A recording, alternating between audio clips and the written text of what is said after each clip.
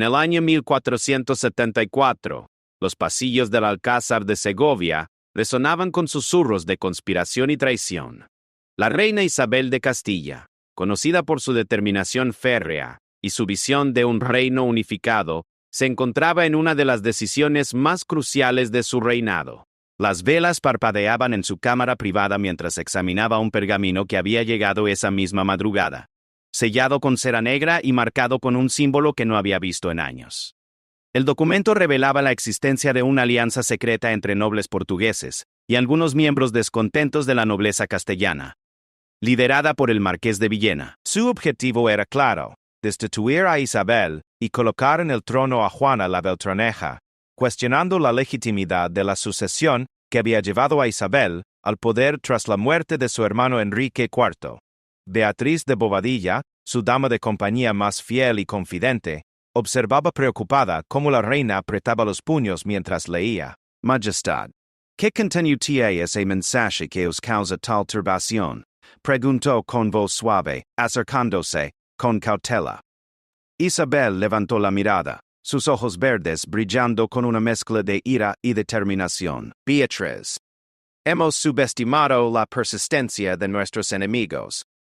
Creíamos que la batalla por la sucesión había terminado, pero parece que apenas comenzaba». Le extendió el pergamino. «Lee esto dime qué opinas de la situación». Mientras Beatriz examinaba el documento, Isabel se dirigió hacia la ventana que daba al patio principal del Alcázar.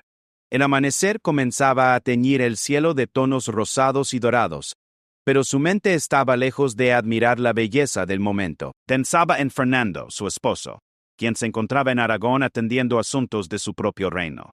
Lo necesitaba a su lado, especialmente ahora que se enfrentaba a una conspiración que podría amenazar no solo su corona, sino también la estabilidad de Castilla. Esto es traición en su forma más pura, Majestad», murmuró Beatriz con el rostro pálido.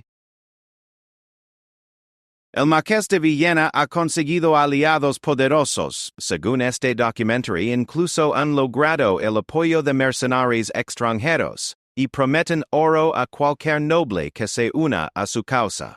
La reina asintió gravemente. «Lo que más me preocupa no son las amenazas externas, Beatriz. Es la mención de un traidor dentro de nuestro propio círculo íntimo. Alguien cercano a nosotras está proporcionando información sobre nuestros movimientos, nuestras decisiones, incluso sobre las reuniones privadas del Consejo». En ese momento, un golpe suave en la puerta interrumpió su conversación. El cardenal Mendoza, uno de los consejeros más respetados de Isabel, solicitó audiencia urgente. Su rostro habitualmente sereno mostraba signos de preocupación cuando entró a la habitación. «Majestad, traigo noticias que requieren vuestra atención inmediata», anunció con voz grave.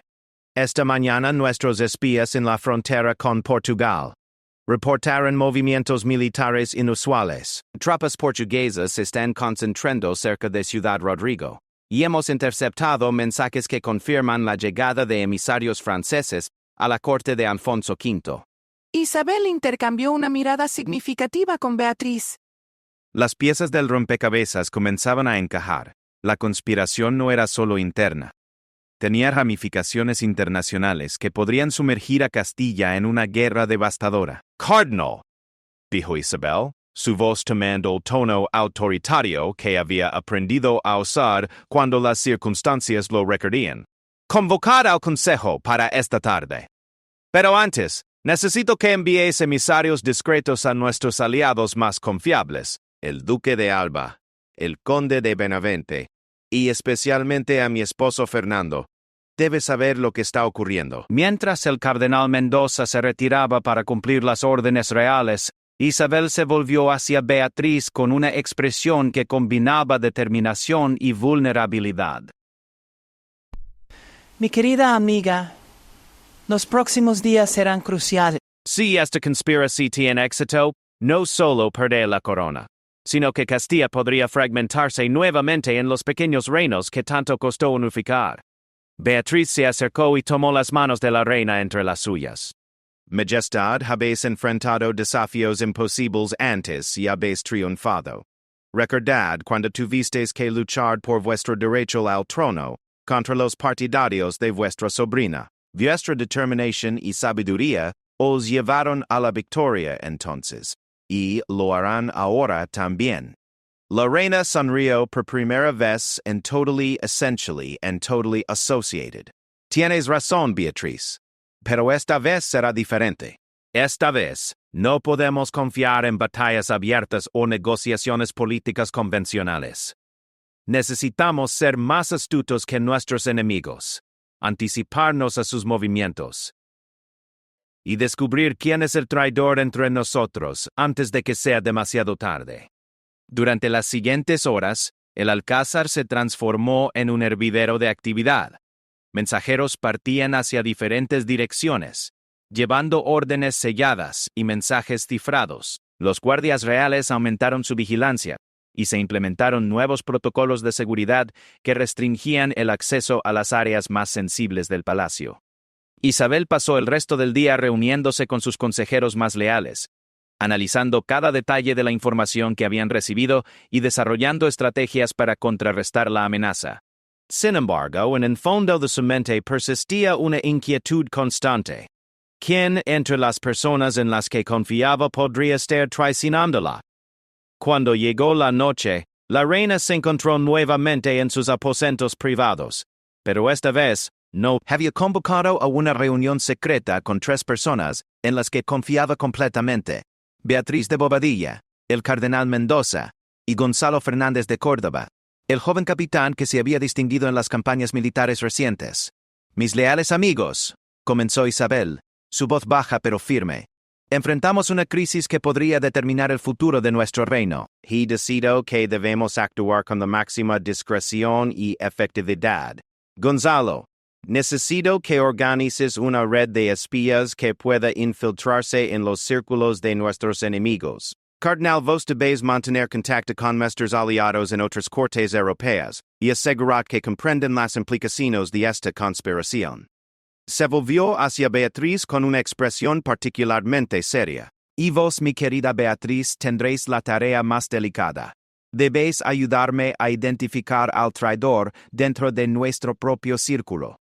Observed cada gesto, cada palabra, cada reacción de las personas que tienen acceso a información confidencial. La reunión se extendió hasta altas horas de la madrugada, durante la cual desarrollaron un plan meticuloso para desenmascarar la conspiración y proteger la corona de Castilla. Etera yerabe tanamba yerabe. Since a few people said what happened over several seconds of completion, the people have been disciplined for many days. Everyone can still realize that Bey the Socialist is appearance. The proposer of the demanchas perpassed out and brought him a second over several seconds of completions mentored by disciplined of completion. La corona que había luchado tanto por obtener y mantener ahora pesaba más que nunca sobre su cabeza, no solo por su oro y sus joyas, sino por el destino de todo un reino que dependía de sus decisiones. En la distancia, las campanas de la catedral marcaron las 3 de la madrugada, y con ese sonido, Isabel cerró los ojos, sabiendo que el amanecer traería nuevos desafíos, y que cada día que pasara, la acercaría más al momento crucial. 3 semanas habían transcurrido desde que Isabel descubriera la conspiración, y los eventos se habían desarrollado con una rapidez que incluso ella no había anticipado. El castillo de Segovia se había convertido en el centro de una red de espionaje que se extendía por toda la península ibérica, mientras que los conspiradores, ajenos a que sus planes habían sido descubiertos, continuaban tejiendo su trama de traición. Gonzalo Fernández de Córdoba había demostrado ser extraordinariamente efectivo en su nueva función como maestro de espías. Sus agentes disfrazados de comerciantes, peregrinos y artesanos habían logrado infiltrarse en las reuniones secretas del Marqués de Villena y habían obtenido información crucial sobre los planes de los conspiradores. La fecha elegida para el golpe era el día de San Miguel Arcángel, cuando Isabel estaría presente en una ceremonia pública en la Catedral de Segovia, momento que consideraban ideal para ejecutar su plan. En los aposentos privados de la reina, Beatriz de Bobadilla presentaba los resultados de su investigación interna con expresión grave. Había identificado patrones sospechosos en el comportamiento de varios miembros de la corte, pero un nombre destacaba por encima de todos los demás.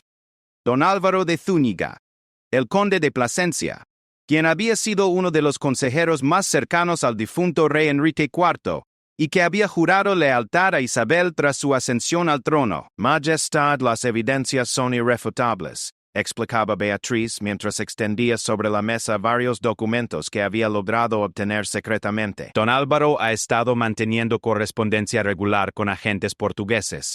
Estos mensajes, que logré interceptar gracias a la complicidad de su propio escribano, revelan que ha estado proporcionando información detallada sobre vuestros movimientos, las decisiones del Consejo e incluso sobre las medidas de seguridad del Alcázar. Isabel examinó los documentos con atención su rostro, mostrando una mezcla de decepción y determinación. Don Álvaro había sido como un tío para ella durante sus años de juventud, cuando su posición como heredera era incierta. La traición dolía más por venir de alguien en quien había depositado su confianza durante tanto tiempo. ¿Qué sabemos sobre sus motivaciones?, preguntó la reina, su voz controlada a pesar de la turbulencia emocional que experimentaba. ¿Es simplemente ambición? ¿O hay algo más profundo que impulsa su traición? El cardenal Mendoza, quien había permanecido en silencio durante la presentación de Beatriz, se aclaró la garganta antes de responder. Majestad, según nuestras investigaciones, don Álvaro nunca aceptó completamente vuestra ascensión al trono. Creemos que sigue considerando que Juana la Beltraneja tiene un derecho superior al vuestro, basándose en su interpretación de la legitimidad de su nacimiento y en promesas que aparentemente le hizo el rey Enrique en sus últimos días. Isabel se levantó de su silla y caminó hacia la ventana contemplando el paisaje castellano que se extendía más allá de las murallas del Alcázar. Es irónico, murmuró, que alguien que presenció de primera mano la inestabilidad y debilidad del reino bajo mi hermano, ahora busque sumergir a Castilla nuevamente en esa situación por cuestiones de legitimidad que él mismo considera superiores al bienestar del reino. Gonzalo Fernández de Córdoba entró en ese momento, trayendo noticias frescas de sus espías. Su expresión era tensa, indicando que los acontecimientos se estaban acelerando. Majestad, tengo información urgente. Los conspiradores han adelantado sus planes. Ya no esperarán hasta San Miguel. Planean actuar dentro de 3 días, durante la recepción que habéis programado para los embajadores de Francia e Inglaterra. La noticia cayó como una piedra en agua tranquila, generando ondas de preocupación en toda la habitación. La recepción era un evento diplomático crucial, diseñado para fortalecer las alianzas de Castilla con las principales potencias europeas. Cancelarla sería interpretada como una señal de debilidad y podría dañar irreparablemente las relaciones internacionales del reino. ¿Cuáles son exactamente sus planes?, inquirió Isabel, volviendo a ocupar su lugar en la mesa de reuniones. Gonzalo desplegó un mapa del Alcázar, sobre el cual había marcado varios puntos estratégicos. Según la información que hemos obtenido, planean crear una distracción durante la ceremonia de bienvenida. Un grupo de mercenarios disfrazados de sirvientes iniciará un altercado en los jardines, mientras que otro grupo, liderado por don Álvaro, intentará tomar el control de la sala del trono. Simultáneamente, tropas portuguesas cruzarán la frontera y marcharán hacia Segovia, proclamando que vienen a restaurar el orden legítimo. Isabel estudió el mapa con atención, su mente militar analizando cada aspecto del plan enemigo. Es un plan audaz, debo reconocerlo. Pero también tiene debilidades que podemos explotar. Se volvió hacia sus consejeros con una sonrisa que revelaba la estratega consumada que había demostrado ser en crisis anteriores. Gonzalo, ¿cuántos hombres leales podemos movilizar discretamente sin alertar a los conspiradores? Aproximadamente 200 soldados de confianza absoluta, Majestad. Todos veteranos de las campañas de Granada, hombres que han demostrado su lealtad en combate. La reina asintió, su plan comenzando a tomar forma. Bien. Cardinal Mendoza, necesito que envíes un mensaje inmediato a Fernando. Decidle que venga con sus tropas aragonesas, pero que se mantenga a una jornada de distancia de Segovia hasta que reciba la señal convenida. También contactad con el Duque de Alba. Sus fuerzas deben posicionarse estratégicamente para interceptar a las tropas portuguesas antes de que lleguen a nuestras murallas. Beatriz, que había estado escuchando atentamente, intervino con una sugerencia. Majestad, ¿no sería prudente arrestar a don Álvaro inmediatamente? Su conocimiento del plan podría ser valioso, y eliminaríamos el riesgo de que escape o cause más daño. Isabel consideró la propuesta por un momento antes de negar con la cabeza. No. Beatriz, si arrestamos a don Álvaro ahora, alertaríamos a los demás conspiradores, y podrían cambiar sus planes o huir. Es mejor que creamos que su traición sigue siendo secreta. De esa manera, podemos usar su propia estrategia en su contra. Durante las siguientes horas, los preparativos se intensificaron. Los soldados leales fueron posicionados discretamente por todo el alcázar, disfrazados de guardias regulares, sirvientes y artesanos, que supuestamente preparaban las decoraciones para la recepción. Se establecieron señales secretas y rutas de escape de emergencia.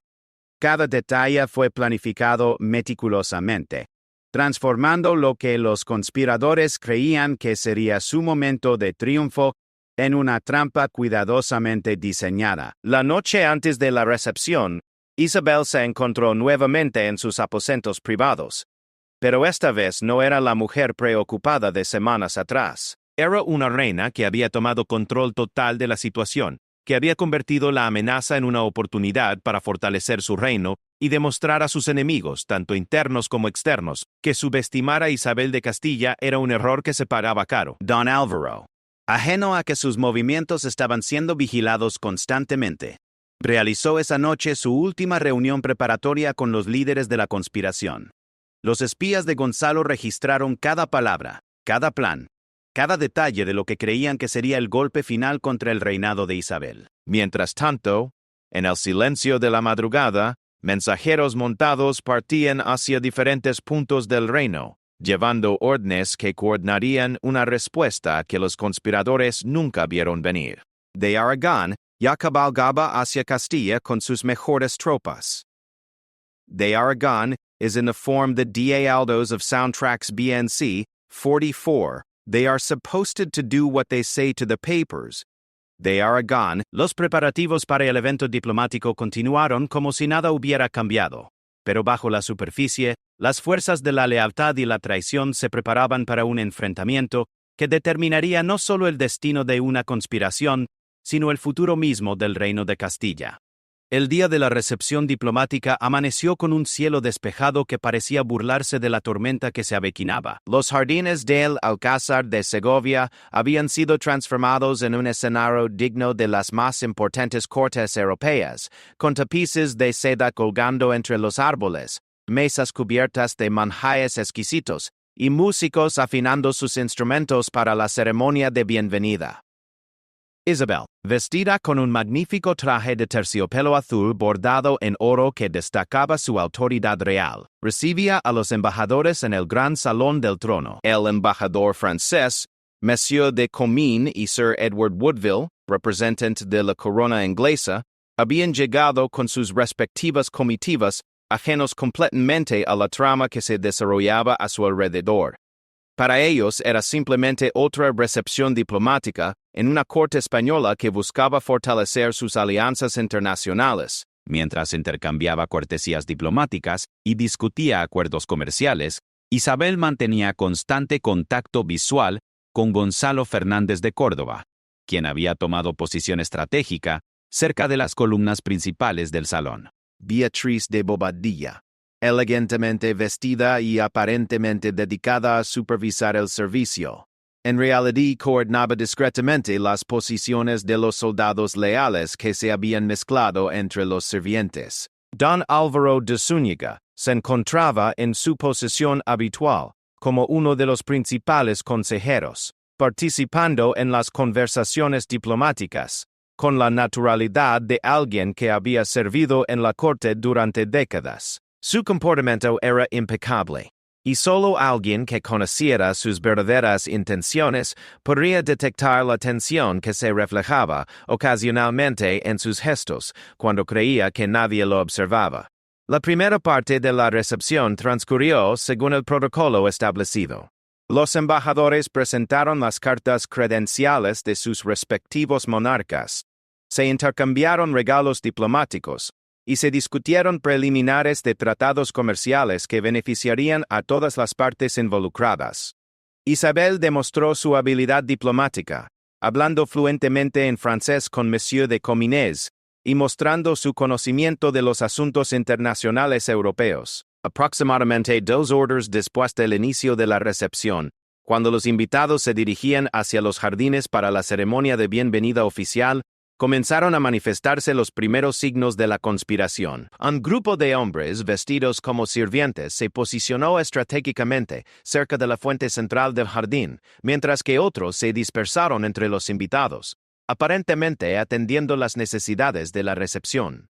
Gonzalo, siguiendo las señales convenidas, se acercó discretamente a Isabel y le susurró: Majestad, nuestros vigías han confirmado que las tropas portuguesas han cruzado la frontera como era esperado. Sin embargo, también tenemos buenas noticias. Fernando llegará con refuerzos dentro de 1 hora. Isabel sintió casi imperceptiblemente y continuó su conversación con el embajador inglés sobre la posibilidad de establecer rutas comerciales más eficientes entre Castilla e Inglaterra. Su tranquilidad aparente contrastaba dramáticamente con la tensión que comenzaba a acumularse en el ambiente.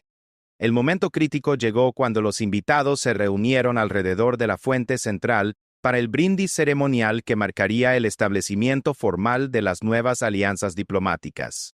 Isabel levantó su copa de oro macizo, iniciando el ritual que tradicionalmente sellaba este tipo de acuerdos internacionales. Distinguidos embajadores y estimados invitados, comenzó Isabel con voz clara y autoritaria, que llegaba a todos los presentes.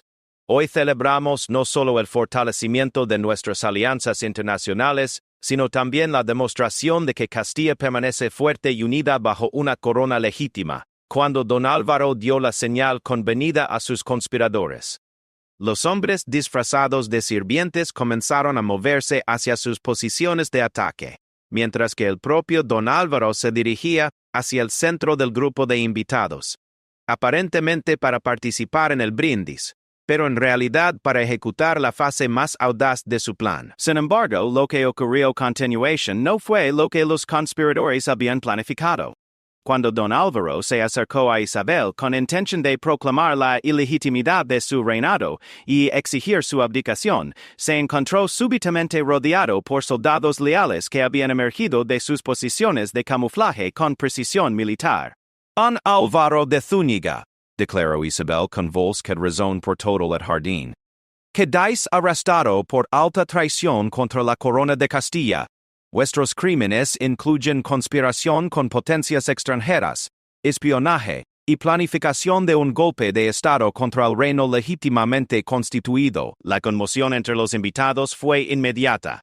Los embajadores extranjeros, sorprendidos por el desarrollo de los acontecimientos, retrocedieron instintivamente, mientras que los demás conspiradores, al darse cuenta de que su plan había sido descubierto, intentaron ejecutar su estrategia alternativa. Los mercenarios disfrazados de sirvientes desenvainaron sus armas y se abalanzaron hacia Isabel, pero se encontraron con una resistencia para la cual no estaban preparados. Los soldados leales de Gonzalo, perfectamente coordinados y con ventaja táctica, rodearon rápidamente a los atacantes. La batalla en los jardines fue breve pero intensa, con el sonido del acero chocando contra acero, resonando entre los árboles decoros para la celebración. Mientras tanto, Beatriz de Bobadilla había tomado bajo su protección a los embajadores extranjeros, conduciéndolos a una zona segura del Alcázar, donde pudieran presenciar los acontecimientos sin riesgo para su seguridad. Su acción rápida y decidida evitó que el incidente diplomático se convirtiera en una crisis internacional. Don Álvaro, Al verse descubierto y rodeado, mantuvo su compostura aristocrática incluso en la derrota. Isabel, dijo con voz firme, podéis arrestarme, pero no podéis cambiar la verdad. Vuestro reinado carece de legitimidad, y tarde o temprano la justicia prevalecerá. La reina se acercó a él, su presencia imponente y su mirada firme. Don Álvaro, la legitimidad de mi reinado no la determina vuestra opinión personal, sino el bienestar y la prosperidad del reino de Castilla. Durante estos años hemos logrado lo que vuestro candidato preferido nunca podría haber conseguido: unidad, estabilidad y respeto internacional. Se volvió hacia los embajadores, que observaban la escena con fascinación y creciente respeto. Distinguidos invitados, lamento que vuestra visita diplomática haya sido interrumpida por estos acontecimientos desafortunados. Sin embargo, espero que esto os demuestre que Castilla tiene la fortaleza y determinación necesarias para mantener sus compromisos internacionales, incluso cuando enfrentamos amenazas internas.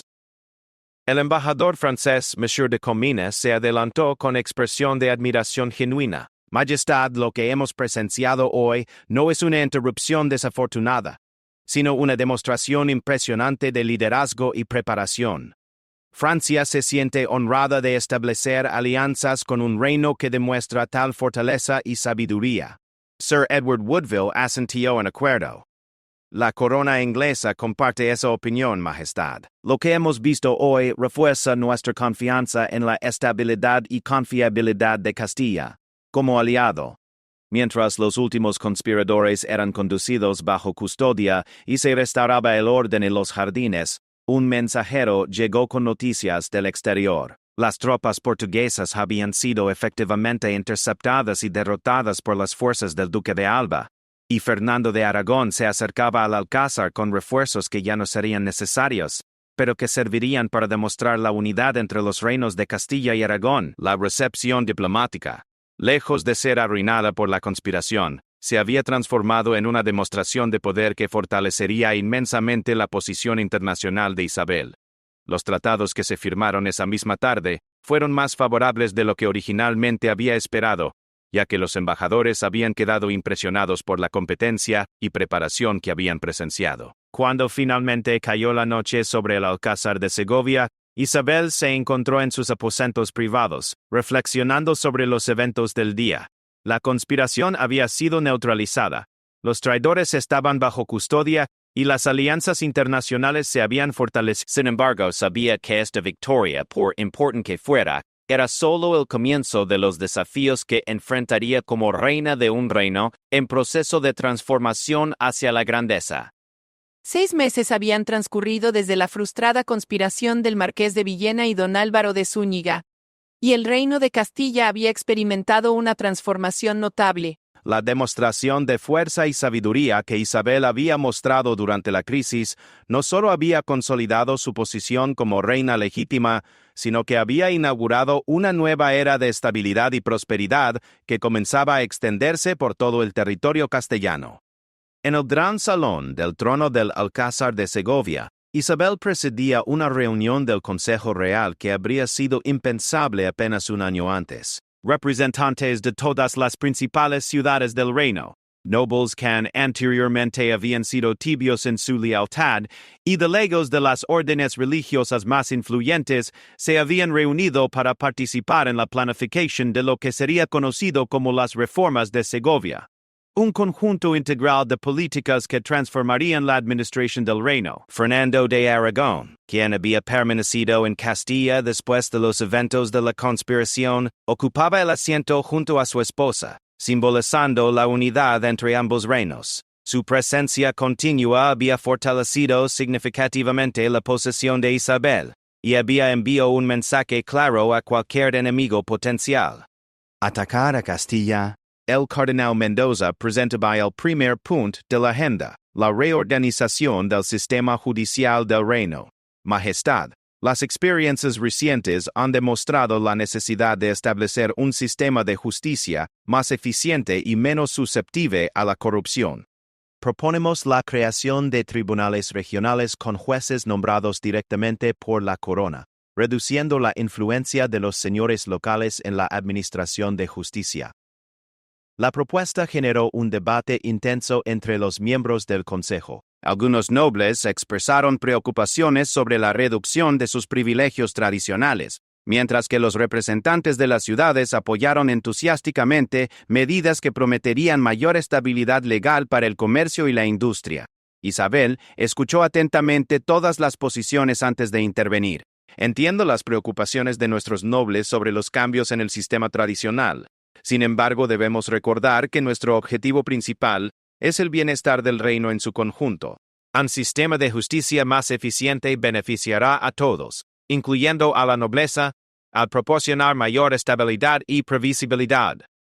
Gonzalo Fernández de Córdoba, quien había sido promovido a capitán general de Castilla como reconocimiento por su papel en la neutralización de la conspiración, presentó el siguiente tema: la modernización del ejército real. Majestad, la crisis reciente ha demostrado la importancia de mantener fuerzas militares leales y bien entrenadas. Propongo la creación de un ejército profesional permanente, complementando las milicias tradicionales con soldados que reciban entrenamiento regular y salario constante. Esta propuesta encontró apoyo generalizado, ya que incluso los nobles más tradicionales reconocían que un ejército más eficiente beneficiaría la defensa de sus propios territorios. Fernando complementó la presentación de Gonzalo explicando cómo un sistema similar había fortalecido la posición de Aragón en el Mediterráneo. Beatriz de Bobadilla, quien había sido oficialmente nombrada Dama Mayor de la Corte, abordó un aspecto que había sido frecuentemente descuidado en administraciones anteriores: la educación y el bienestar social. Majestad, proponemos el establecimiento de escuelas en las principales ciudades del reino, no solo para la nobleza, sino también para los hijos de comerciantes y artesanos. Un pueblo más educado será un pueblo más próspero y más capaz de contribuir al crecimiento del reino. La propuesta de Beatriz generó sorpresa entre algunos consejeros más conservadores, pero Isabel la apoyó inmediatamente. Beatriz tiene razón. Hemos visto cómo otros reinos europeos se han beneficiado de inversiones en educación. Castilla no debe quedarse atrás en este aspecto crucial del desarrollo. Durante las siguientes horas, el Consejo abordó temas que incluían reformas en el sistema de recaudación de impuestos, el establecimiento de nuevas rutas comerciales y la planificación de expediciones de exploración que podrían abrir nuevos territorios y oportunidades para el reino. Cada decisión tomada reflejaba la visión de Isabel de un reino modernizado, eficiente y próspero. Al finalizar la sesión formal del Consejo, Isabel convocó a una reunión privada con sus consejeros más cercanos.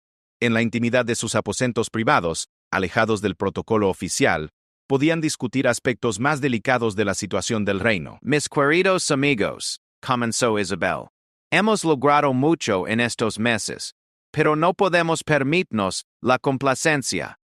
Los enemigos externos de nuestro reino no han desaparecido simplemente porque hayamos neutralizado la conspiración interna. Portugal sigue resentido por el fracaso de su intervención, y Francia continúa evaluando oportunidades para expandir su influencia en la península. Fernando asintió gravemente. Isabel tiene razón. Nuestros espías en las cortes europeas reportan que hay conversaciones sobre la posibilidad de formar una nueva coalición contra nosotros. Debemos estar preparados, no solo militar, sino también diplomáticamente. El cardenal Mendoza añadió su perspectiva eclesiástica. Majestad, también debemos considerar el aspecto religioso de nuestra estrategia. El apoyo del Papa y de las órdenes religiosas más influyentes será crucial para mantener la legitimidad de nuestras reformas, especialmente aquellas que afectan los privilegios tradicionales. Gonzalo, siempre práctico en su enfoque militar, planteó consideraciones estratégicas.